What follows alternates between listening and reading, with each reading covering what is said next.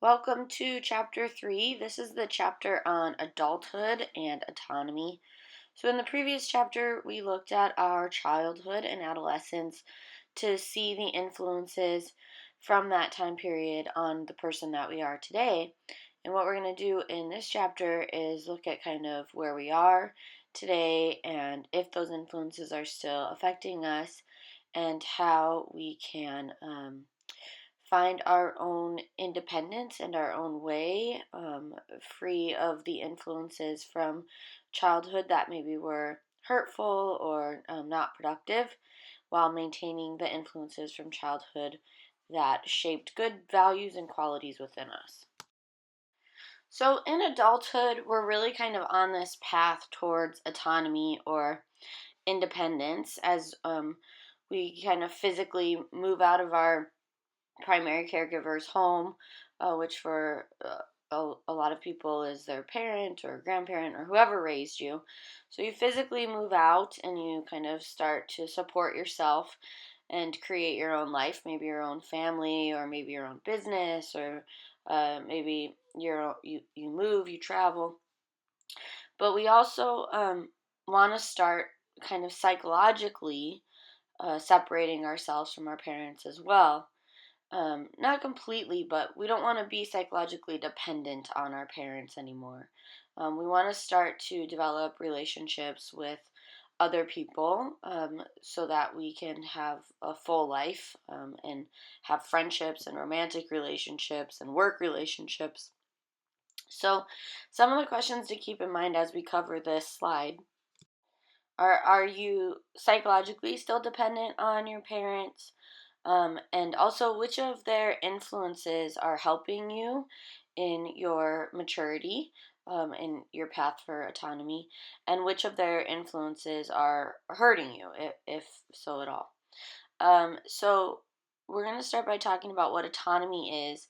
And in this context, it's really about accepting responsibility for the consequences of your choices rather than holding other people accountable. It's a type of psychological maturity, and the process of autonomy begins in early childhood. We start wanting to do things for ourselves, and it continues throughout our whole life, with the ultimate goal being the development of a mature self. However, there's a balance because part of autonomy and part of maturity is also being interdependent. So, being able to have relationships with other people where you have this certain type of interdependence, which we'll talk about more coming up.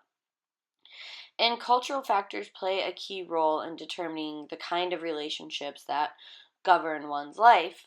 So, what are the cultural norms within your culture? What are the societal norms? What do adults do? Do they get married? Do they still take care of their aging parents?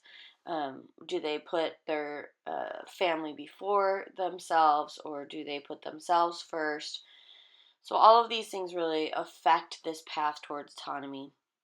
But ultimately, autonomy means knowing yourself and also having significant connections with other people. So the relational cultural theory kind of brings all of what I was just saying together. It is a theory that a therapeutic approach to treating clients is based off of. And it's a therapeutic approach that emphasizes the importance of growth fostering relationships, which means having relationships that are mutually beneficial, having relationships where the give and take goes both ways, where both people in the relationships are being fulfilled kind of equally. And those relationships are referring to romantic relationships, friendships, relationships with family members, with parents, um, and also to build networks and communities to connect us to others as part of the relational cultural theory.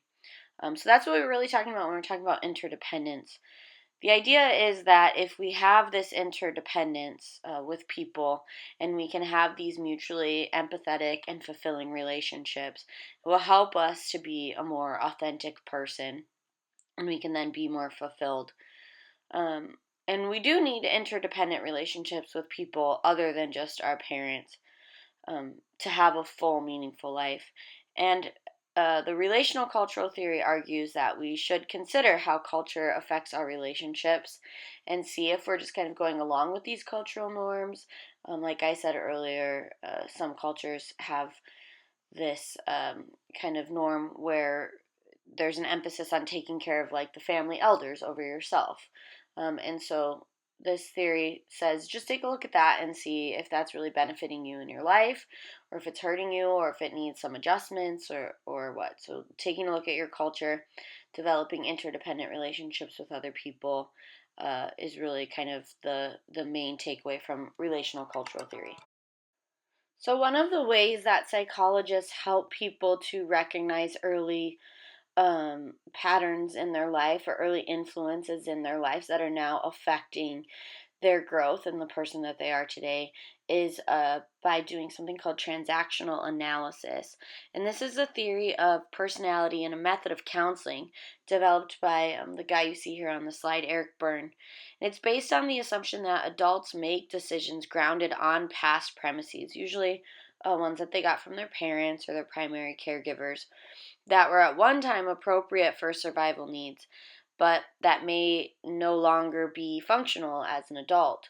And so he says that all of us have these three kind of states within us. We have the parent ego state, which are our behaviors, thoughts, and feelings that we just copied from parents or our parental figures.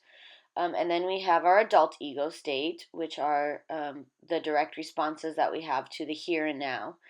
And then we have our child ego state, which is the kind of behaviors, thoughts, and feelings that we're replaying from childhood. So we have all three of these things within us. And so we need to kind of identify them and identify when we're in each state in order to get a better idea of the influences from childhood. And so there are two kind of major components that we're going to look at from transactional analysis. The first is life script, and this is an unconscious plan for life that we made in childhood, which was reinforced by our parents and by subsequent events that kind of culminated in choosing an alternative. In other words, it's the story we tell ourselves in childhood that helps us better understand our role in the world. These life scripts shape our identity and determine our behavior. They consist of conclusions we drew based on life experiences. For example, maybe one of the life scripts we develop is that I can only be loved if I am successful and perfect. And maybe we developed that life script because when we got a bad grade in school, our parents punished us and that made us feel unloved. And now that has become this decision that we've made about what it means to be loved. Or another common life script people hold is, I'd better not trust my feelings because they'll only get me in trouble. Perhaps you had a relationship, like a romantic relationship when you were younger, and you got your heart broken, and now, you've decided that you can't trust your feelings because it just leads you to get hurt. So maybe you're not just going to let yourself fall in love easily anymore. So these consist of messages that we got from parents based on our culture in addition to our life experiences. Some of the messages that we get from our parents based on our culture could be things like respect the elderly, don't show affection in public, don't talk about family matters outside of the family. And so those kind of get ingrained in our brain, and then we just carry them through life like that's the right way to live because that's what our parents told us. So these messages that we get in early childhood from our parents are called injunctions. And these early parental messages really tell children what they have to do and be to get recognition, to get validation from their parents. So these injunctions are parental messages that instruct the child what not to do. And they may have been directly expressed by your parents, implied through role modeling, or reinforced by giving rewards to the child, like praise or toys or time or attention.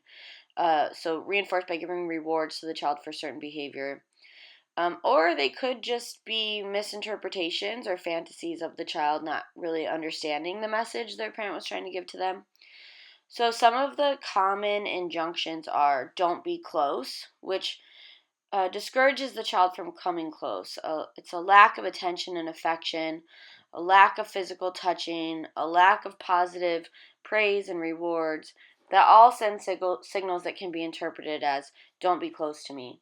Also, losing several people who have been close may be enough for a child to develop a distorted reality that it is not worth getting close to people because people I care about always leave me. And then another injunction is don't be a child. And so children who have been assigned the role of taking care of younger children may have lost or had to give up kind of their own childhood. They continue to function without the childlike qualities that they have not yet developed.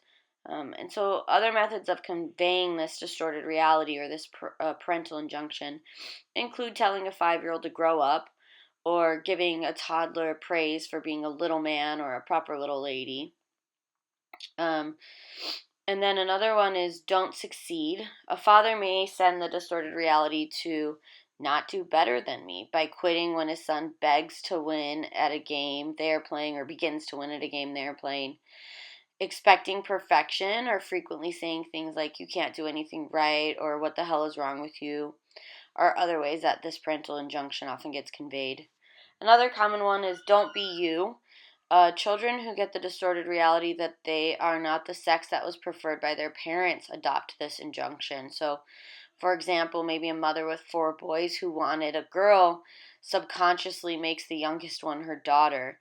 Or a father with all girls makes one of them a little buddy by giving praise for doing traditionally what would be considered male activities or son-like activities. So this woman Goulding and some other psychologists kind of studied under Byrne and then became some of the leaders in practicing transactional analysis. So we're going to watch a video now of Goulding talking about TA or transactional analysis.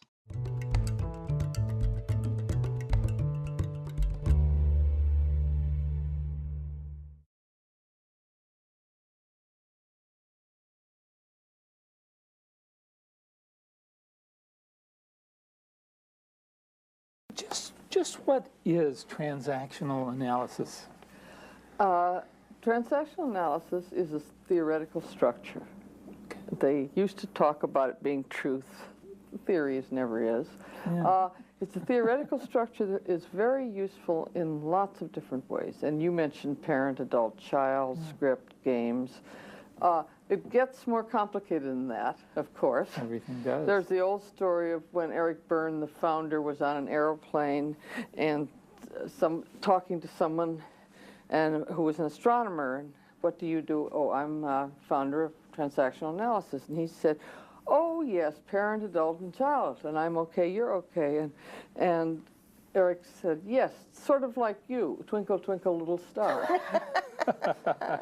In other words, it is more profound. Yeah.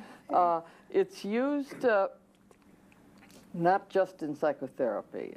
There are educators who use it in the classroom to teach children, as you were suggesting. Mm-hmm. There's a whole school of ODs, business managers, community organizers whose structure is based on TA theory.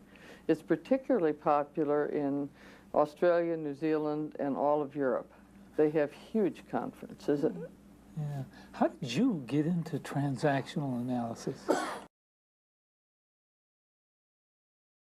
Well, in a few minutes, go we're going to be watching you work. And what were your goals as you started that interview or before that interview?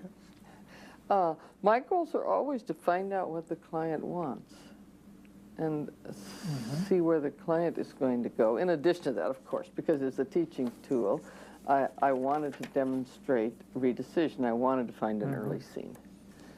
And that's not usually a goal. So you were looking for an I was looking for an early scene. but you I'm don't looking to demonstrate redecision. I don't go into therapy in general planning to demonstrate anything. Yeah. The only thing I know is in a group I won't do the same thing twice. So if somebody talks to their mother, the next person will do something different just because it's so boring. If you have a group of 6 people talking to mother, you know, blah, blah.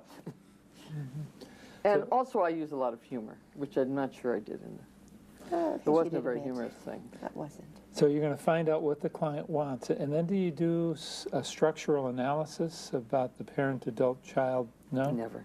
Never, huh? Other TA therapists too.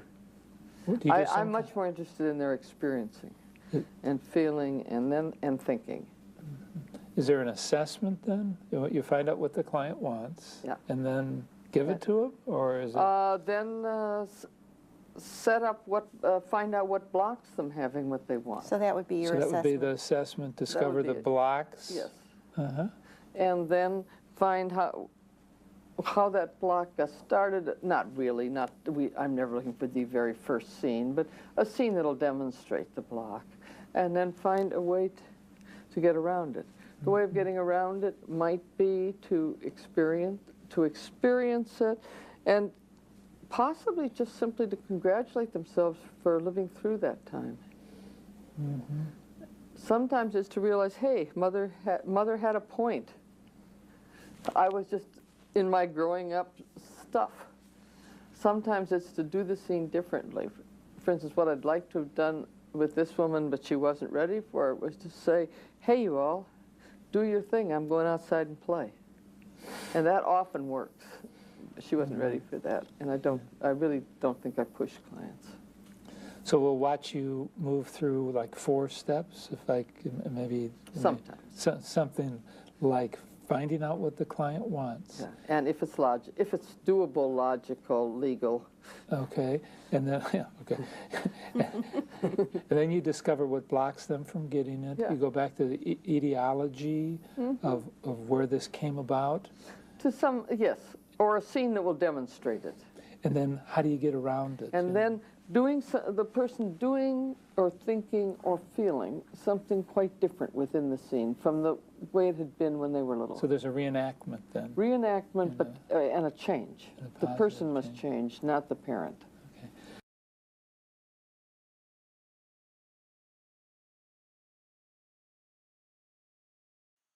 Okay, so for lecture activity number 1 for chapter 3, I'd like for you to go ahead and open up a Word document or equivalent and respond to the questions on the slide here.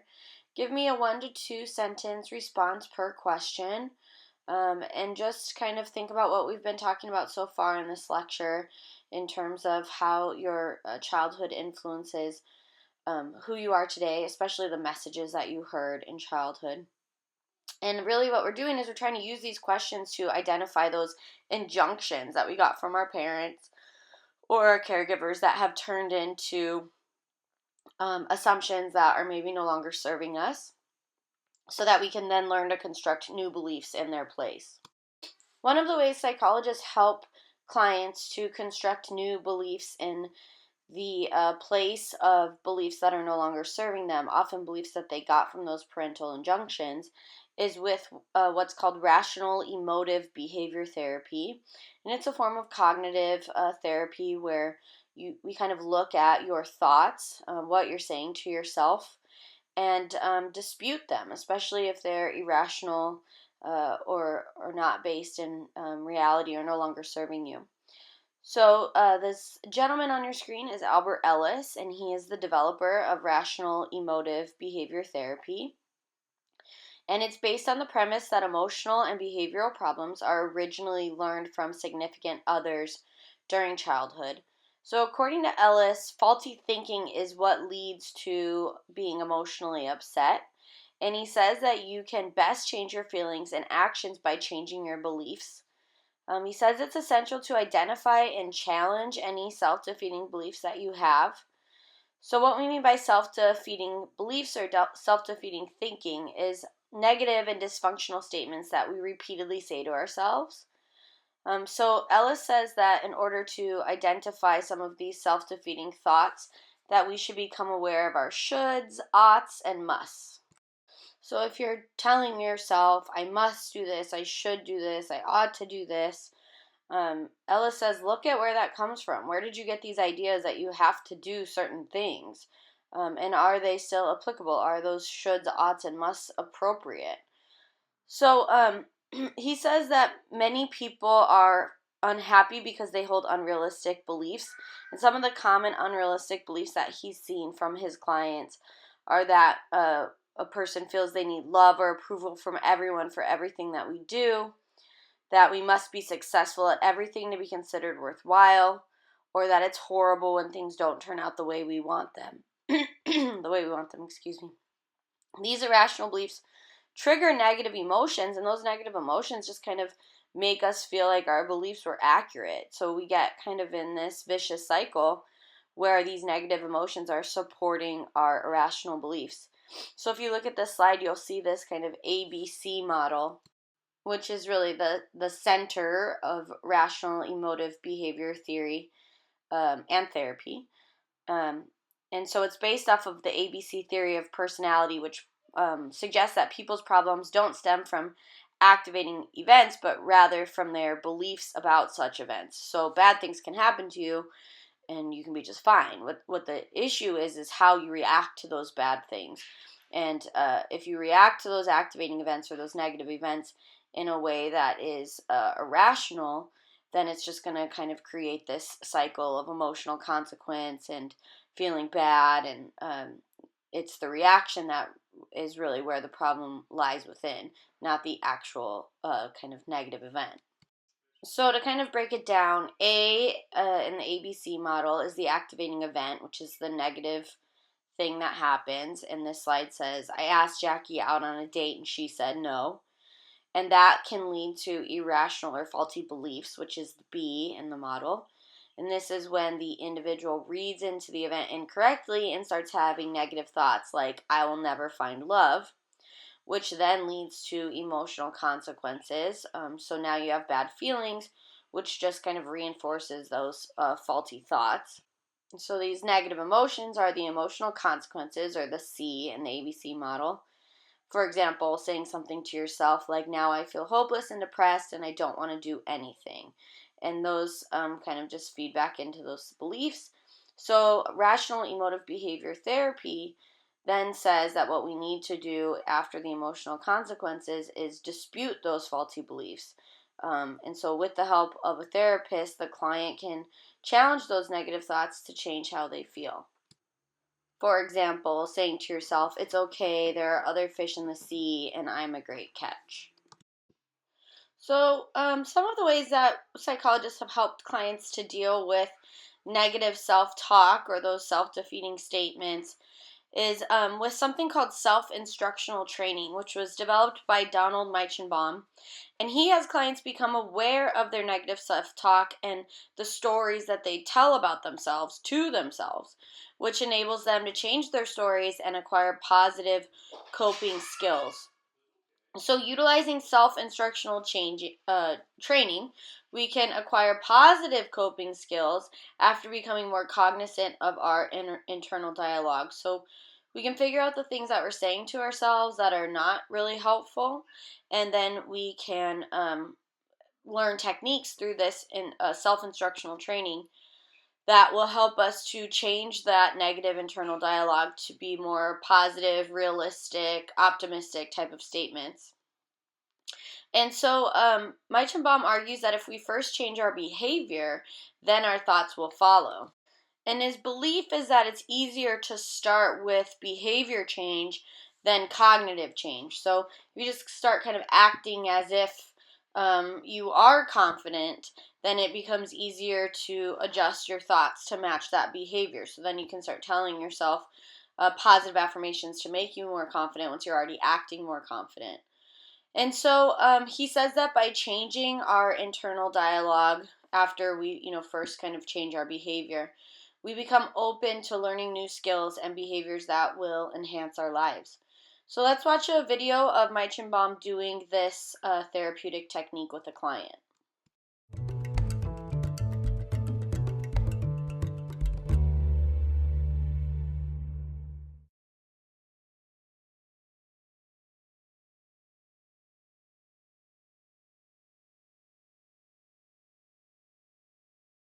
Focused in, give me a feel of what's happening. Well, it becomes a total preoccupation. I can't think about anything else but this attack. My heart starts beating. My blood starts racing. I feel like I'm going to die. I've been to the emergency room 3 times already. Total preoccupation? Picking up on her descriptive phrases, focusing in, and total preoccupation, I was able to help Anna to tell her story. This discussion will lay the groundwork for Anna to appreciate the interconnection between her physical symptoms and her accompanying feelings, thoughts, and behaviors. Patrick, that's my husband, he was late, he lost his car keys. It was a madhouse, and after they all got out, I just started crying. I couldn't stop. I was uncontrollably crying.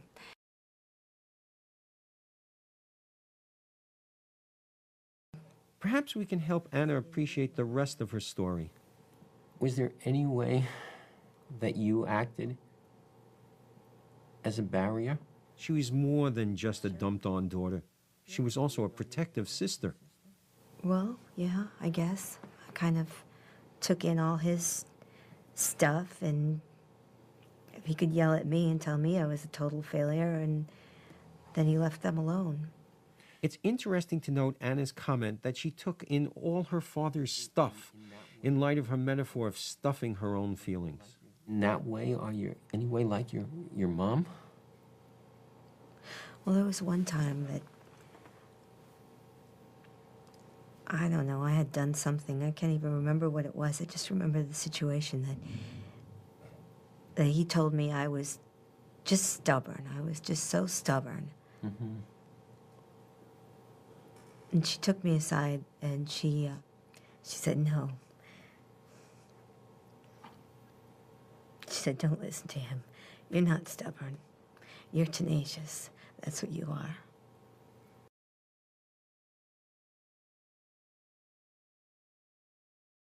So while Ellis and Meichenbaum looked at self-defeating beliefs as being irrational, this guy on the screen, Aaron Beck, looked at self-defeating beliefs as being more inaccurate than irrational.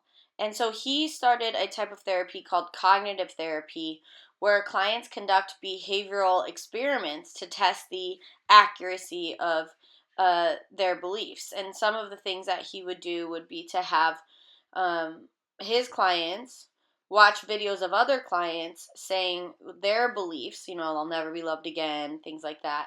And then he would have his clients give advice to those other clients. They wouldn't always be in the same room, but what would you say to that person if they were your friend? Oh, I tell them that's ridiculous. There's a lot of fish in the sea. Of course you'll be loved again. And then Beck would say, how come you can't say that to yourself? So he used techniques similar to that, and he really focused on identifying cognitive distortions, which he says are the systematic errors in reasoning and logic that lead to misconceptions and faulty assumptions like I'll never be loved again after a relationship ending. So through working with his clients, he uncovered a bunch of different cognitive distortions that he saw a lot of people had in common. So one of the common cognitive distortions that he saw people having was what's called dichotomous thinking or all or nothing thinking. And this is when someone is only able to see the extremes of a situation. And so they're unable to see the gray areas or the complexities of the situation. For example, a student who engages in dichotomous or all or nothing thinking may believe that if they don't get an A in the class, then they have failed, when really they could be getting an A minus or a B plus or a B or other grades that are also great. And so not getting an A isn't the same as failing. Another common cognitive distortion Beck identified was selective abstraction, and this is drawing conclusions from very isolated details and events without considering the bigger picture or the larger context. For example, maybe a student receives a C on an exam, becomes depressed, and stops attending classes, even though he has A's and B's in his other courses. So the student's kind of measuring his worth by his failures, his errors, and weaknesses rather than by his successes or strengths, like the A's and the B's in his other classes. So this is really a distortion of thinking in which a person focuses only on one aspect of a situation, the C I get on my exam, while ignoring all other relative aspects, all the other good grades I'm getting in my other classes. Another example of this would be receiving praise on a paper. like a bunch of praise and getting only one negative comment, but then only focusing on the one negative comment. And then another common cognitive distortion is arbitrary inference. And this is a distortion of thinking in which a person draws a conclusion that's not based on any evidence. For example, Frank never texts me back. He must be seeing someone else. When maybe Frank's phone is dead, or maybe Frank is busy. So this is really drawing conclusions about oneself or the world without sufficient and relevant information. The next one is overgeneralization, and this is when a person draws sweeping conclusions based on one incident and then applies those conclusions to other events that aren't really related to the original event. So, for example, if you're a female and you have a female friend that gets jealous of something that you do, and then from now on you just are saying that all women are jealous and all women are catty, and there's no reason to try to have friendships with women because they're all jealous and they're all this way. The next one is magnification minimization, and this is when a person blows a negative event out of proportion. That's the magnification part, while ignoring relevant positive events, and that's the minimization portion. So it'd be like if you're having a party and everything's going really well, everything's going great, and then you run out of ice, and you're like, the party's ruined, this is the worst party ever, kind of ignoring that everyone's having a great time and all the other things that came together, the decorations, the food, music. So just focusing on kind of the negative part and minimizing all the good parts. And then the next one is personalization. And this is when a person kind of constantly takes responsibility or blame for events that are really unconnected to that person. So for example, if a wife comes home upset from work, and the husband just assumes that she's mad at him and he has done something wrong, and if she really loved him, she wouldn't be talking to him this way, when really she's just in a bad mood because of something completely unrelated to the husband. And then the next one is labeling, and this is where you put a fixed global label on yourselves or others without considering that the evidence might be more reasonably lead to a less disastrous conclusion.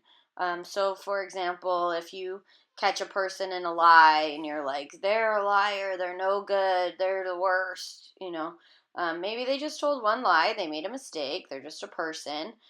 So we don't have to, kind of give them a label and then convince ourselves that all they are is that label we've assigned to them or to ourselves. Okay, so what I'd like for you to do for lecture activity 2 is continue on the same document where you responded to the questions for lecture activity 1. And I would like you to look over the cognitive distortions that we've just talked about: dichotomous thinking, selective abstraction, personalization, labeling, all of those ones. And then I would like for you to give me an example of a time where you have used 2 of these cognitive distortions in your life. And if you really can't think of a time you've used them, then think of a time someone you know has used them. So give me 2 examples of times you've seen someone else use or you've used these common cognitive distortions for lecture activity number 2. At the top of this lecture, we were talking about transactional analysis and the parent state, the adult state, and the child state. And so in that parent state, we have something called, or what is equivalent to, our inner parent. And these are the attitudes and beliefs we have about ourselves and others that are a direct result of things we learned from our parents or our caregivers. And so this inner parent can become our inner critic, which is our inner voice that criticizes us and makes constant judgments about our worth. Judges our thoughts, controls our behavior, stops our creativity and spontaneity. The inner critic can lead to feeling of shame, anxiety, depression, exhaustion, and even low self-esteem. And so the inner critic really derives from our fear of being inadequate. And it's trying to protect us from being hurt if and when we are exposed for being the frauds that we are. And it can reflect the concerns that were held by our parents, our religion, the people around us. So what's interesting is that you don't conquer your inner critic by attempting to destroy it. Paradoxically, like we've talked about before, you lessen its negative impact by embracing it. So there are different ways that you can learn to challenge your inner critic, and we're going to go through some of them. So the first way is what's called mindfulness. And mindfulness is a process through which people become increasingly observant and aware of the external environment, what's going on outside of them, and the internal environment, what's going on within them in the present moment. And they adopt an attitude of accepting what is rather than judging the present situation. So mindfulness is about really being in the moment, and not thinking about the past or the future, but just being in the here and now and experiencing it without putting judgments on it. So if you're upset, you're not going, oh, I'm upset, or I'm always upset, gosh, I'm just like the most pessimistic person. Instead, you're going, look at me, I'm upset. And that's it. No judgments or anything like that. And just being here in the now. And so another way to kind of challenge your inner critic is to increase your compassion for other people, and your compassion for yourself. So being kind to yourself. If you think about all of these like negative things that we always say to ourselves and the judgments we put on ourselves, how often are you counterbalancing that with saying nice things to yourself? Generally, it's very unbalanced for people. So being compassionate towards yourself, being loving towards yourself, these are different ways to kind of challenge that inner critic. The next one is acceptance, and this is connecting with your present experience without judgment or self-criticism, but instead with curiosity and kindness, and becoming aware of your mental activity from moment to moment. So having what we call kind of an observing ego, and instead of thinking in the moment, oh, how could I have done this differently, or am I always going to be this way from now on when I make a mistake? Is this my future? Is just a life filled with mistakes? Just be in that moment and observe yourself doing the thing that you're doing. Don't put any judgment on it. Accept what's going on. And then you can kind of go from there. But to not take a moment to reflect on what's actually happening makes it very difficult to learn from anything that you're doing. And the next one is forgiveness. So letting go of resentments and regrets, which are essential steps towards self-acceptance.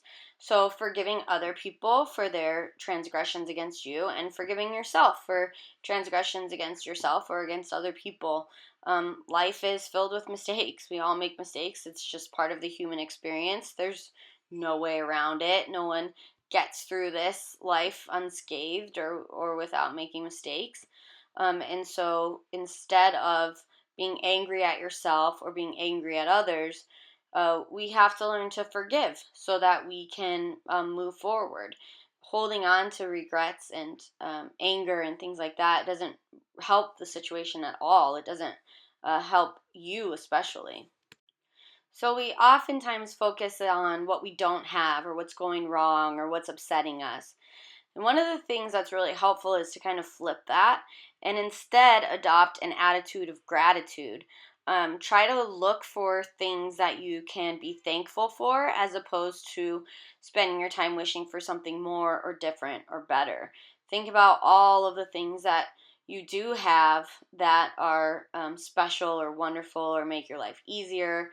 And they can be really simple things that not everyone has, having two arms or having an air conditioner in your car, having a car, just basic things that we take for granted. And then, if you don't have them, you kind of realize how wonderful they were when you did have them. So be appreciative of the things that you have while you have them. And the next one is loving kindness, and this is just attending to yourself and others with a tender, open heart. So kind of coming at the world from a place of love and kindness and making an effort to be a nice person. It doesn't feel good to be mean. It doesn't feel good to be angry to yourself or to others.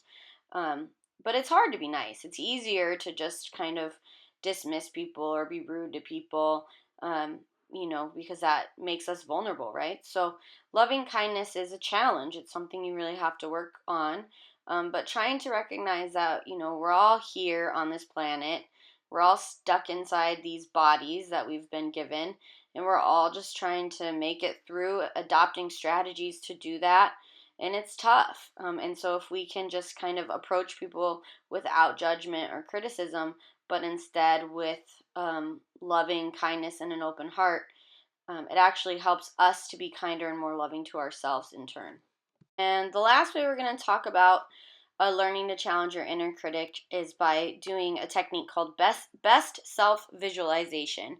And this is where you are seeing your best self in your mind's eye. And it's one way to maintain loving kindness with yourself.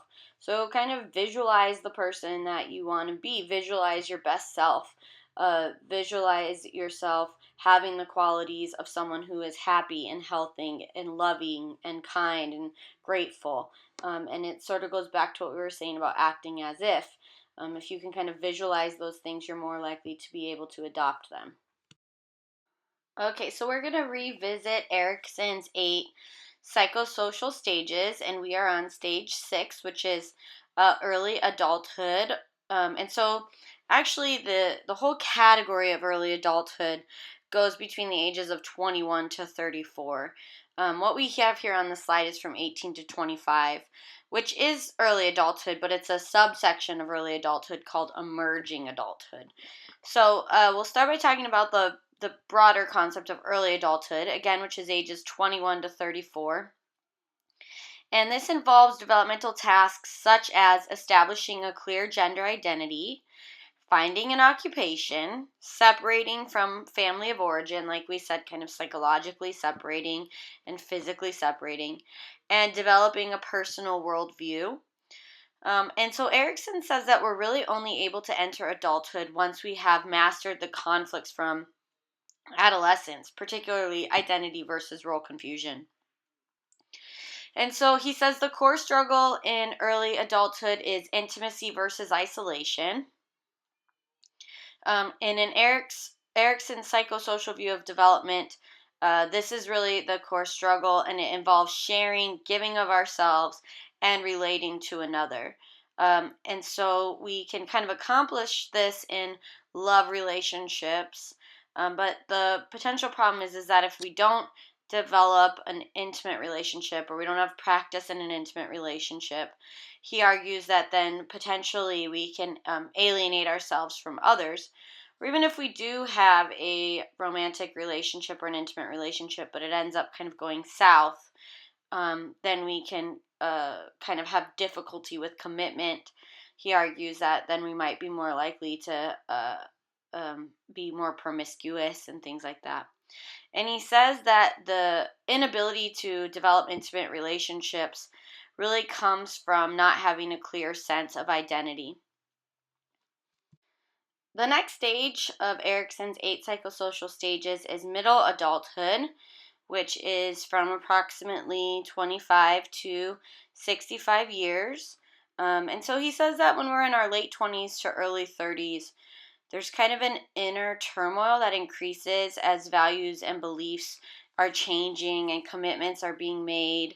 And so in our 20s, this was really a time to move away from the safe shelter of our parents and to gain independence and confront insecurities about the future by exploring our personal identity, especially in the areas like we talked about of love and then work and even our worldview. And so then in middle adulthood, which is maybe more appropriately characterized by like 35 to 49. So I know all these age ranges are a little bit fuzzy, but they've been, Erikson kind of had these age ranges when he first developed the theory, and then other psychologists have kind of argued that maybe they need to be broken down a little bit more. So the point isn't necessarily the exact precise age, but the point is that this is around the time when people start dealing with these types of issues. So anyways, in middle adulthood, this is a time when people tend to engage in a philosophical reexamination of their lives. The late 30s often experience doubt and reevaluate significant aspects of their lives. And then when we get into our 40s, we have the core struggle of middle adulthood, according to Erikson, which is generativity versus stagnation.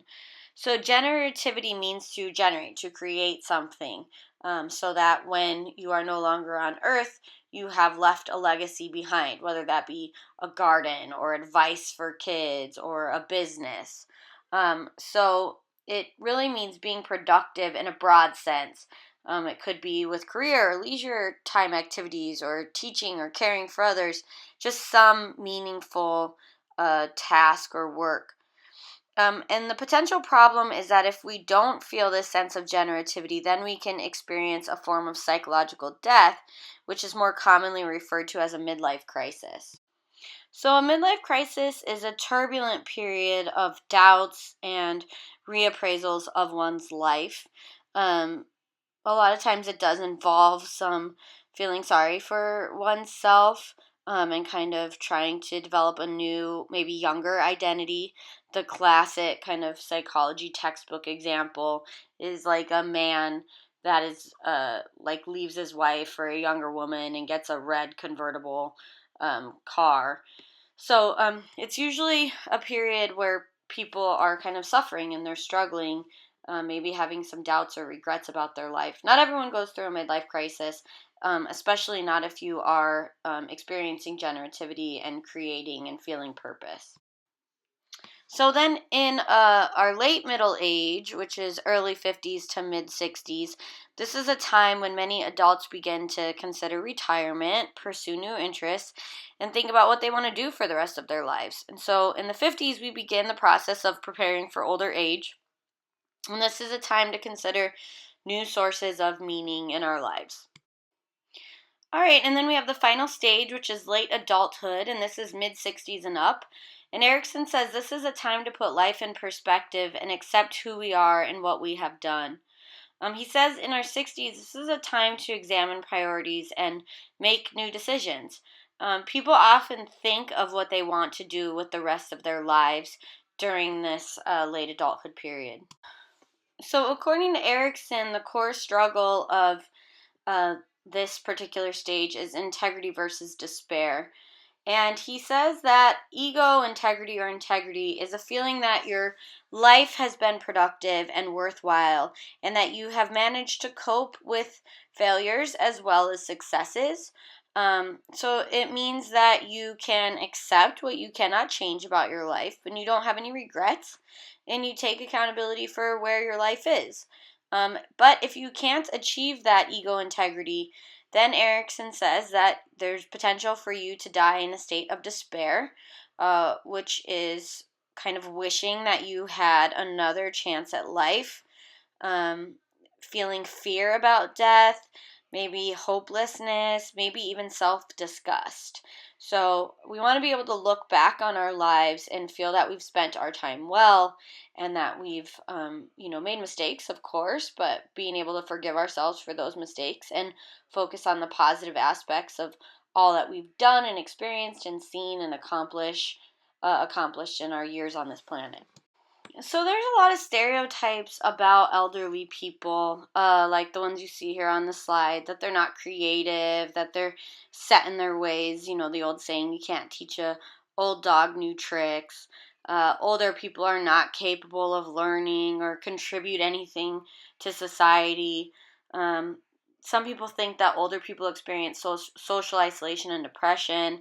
And that old age means that you kind of can't function on your own, so you have to become dependent on others.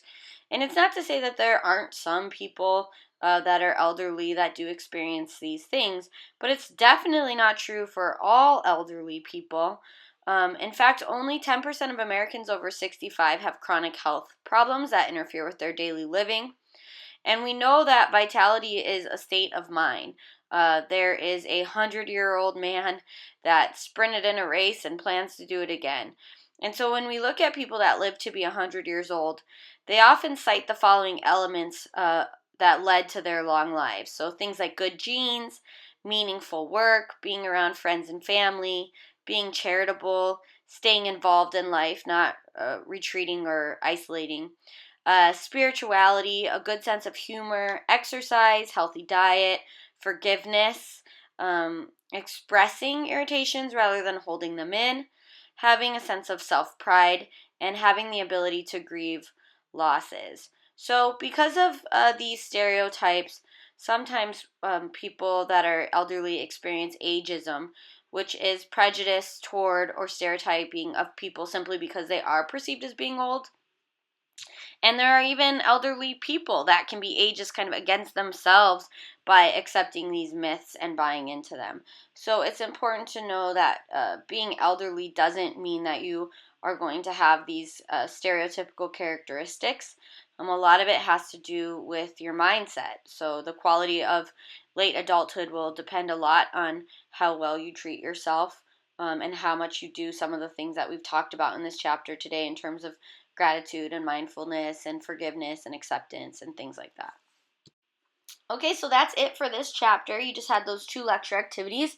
Please make sure you submit them and also do your assignments associated with this chapter. And we will see you for chapter 4. Have a great day.